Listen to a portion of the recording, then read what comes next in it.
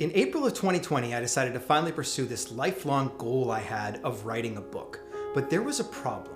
Where was I going to find the time? I had a full-time job and, more importantly, a young family that needed me to be there. So instead of creating a time machine, which, let's be honest, not a skill set of mine, I dove into countless books and listened to I don't even know how many podcasts that talked about how to get the most out of every 24 hours so that I could refine my productivity skills. So here are 8 of the habits that I've incorporated that allowed me to publish that book, start this YouTube channel, all while having time for the most important things and people in my life.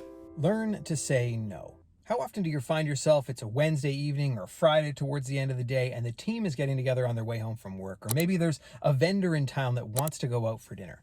I found over the last number of years that I found myself saying no more and more often to those types of opportunities because my values shifted and have grown more and more over time towards being at home with my family, especially in the evenings at dinner times. That was an example that was set for me and an example I want to set for my kids. But I'm able to filter that decision making through that value. So not that I don't love the team and want to be able to spend time with them, it just doesn't align with my values right now in this moment. It's a little bit awkward at first, but learning to say no and setting those specific boundaries is crucial for freeing up significant amount of your time for what you believe is actually most important. Give yourself a deadline. It's currently just after 8:30 p.m. and I'm refining the script for the video that you're watching right now. The kids are asleep. I found making these videos that there can be endless revisions, endless edits. I can use hours and hours of time tweaking things to be just a little bit better, but you get a point of diminishing returns whereby things don't actually get better by investing hours and hours and hours of more time. So I've given myself a deadline of 10 p.m. tonight, and wherever I am at 10 p.m. tonight, I'm going to cut that off, and that's the script we're going to use for recording tomorrow. So you can be the judge as to whether or not I quit too early. I find this habit incredibly useful for things that don't have a natural deadline. It could be things like writing a book, making a video, researching a business, or maybe even just researching life decisions that you know you need to make. It saves me from spending countless hours working on something and I'm not actually getting any better or getting any closer to a better decision. Then it forces me to move forward, which leads me to the next habit. You have to ship it. Hit publish, hit print, hit send, hit upload. This idea comes from Seth Godin. It's coming to the realization that eventually you have to put it out there. You have to ship something. Could my book have been better if I'd spent another year editing it? Possibly, but I actually learned such an incredible amount by publishing the book and putting it out into the world, getting feedback and learning so that I can do even better on the next one. So don't get stuck trying to make everything perfect. Ship it. Map your day. This habit really goes beyond your calendar. It's all about when do you do your best work. So I like to look at a calendar almost like a heat map. So you can know if you have a challenging task that is really going to push you to your limit, you can slot that into the time of your day when you're most productive, when you're most creative, when you know your mind is the sharpest. I know that I can make much faster decisions earlier in the day. I can also be significantly more productive earlier in the day. So if there are smaller, less important tasks, maybe things that can be done like running errands, if I can push those out of my peak creative times or when I'm at my peak capacity, I push those into later in my day. Now, does this mean that I'll always be able to tackle my most important tasks when I'm at my peak? Absolutely not. There's going to be tasks, there's going to be interruptions, there's going to be meetings. What if your kids want to build a fort? So what can we do? Get into flow. Now, flow is a state where you can be incredibly creative. Pun intended, the creative juices are flowing, right? You may lose track of time when you're in flow. Your distractions are limited and your productive output is incredibly high.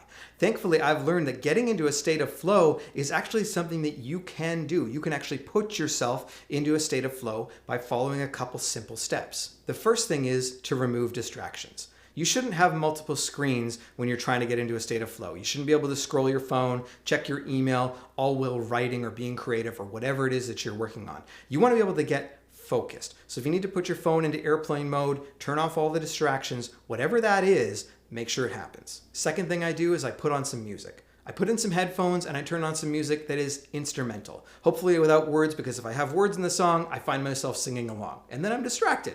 So pick a couple of songs, and this is important, just a couple of songs, because what you're going to do is you're going to train your brain that when they hear those songs, it's time to get to work. And my third recommendation is to change your location. Now I recognize this isn't always possible, but when you're hitting a roadblock, go to a coffee shop, go to a library, change up the location where you're working that might allow you to focus a little bit more. Especially if you're working on a bigger creative task, find a way to get to a different space. Cold shot. I'm not talking about a cold brew from Starbucks. I'm talking about cold exposure. I'm one of those people that has a shower in the morning, and as I get to the end of the shower, I turn that dial over to cold for 5, 10, 15, 20 seconds, and let me tell you, at the end of that, I'm awake. There are a lot of health benefits to a cold shot in the morning, but for myself, if I can get myself to a place of productivity faster, I find that incredibly helpful in saving time. Don't wait for the coffee to kick in. Let's go. Start attending Rolling University. There's a pretty good chance that in some part of your day you are commuting, maybe to or from work, to or from school, even just out running errands, but you're in the car, and that actually is incredibly valuable time. Because I would be willing to bet that you've also got a skill or something that you would like to improve or learn about. And yes, you can pick up a book from the library, you can buy one on Amazon, and you can begin to read about it. But if you can turn that time that you're commuting into a valuable time where you are learning something new, it's incredibly powerful. I'm about to drive home from work, and I'm going to throw on one of my favorite podcasts, the Carey Nieuwhof Leadership Podcast. He's always interviewing great guests. I always get the opportunity to learn something new in my commute. Now, I know some of you are going to say, but Jason, I love listening to music. I love music. I love music. So make yourself a deal. Maybe I can listen to something on the way to work or the way to school that I learned something new, a podcast or an audiobook. But then maybe on the way home, I'm going to listen to music. I definitely do that some days when I'm like, you know what? It's been an awesome day. I feel like I've learned a lot. I'm taking steps forward. I'm going to listen to some of my favorite music on the way home. Absolutely. But you have an incredible asset, your time, that needs to be put to use when you're commuting.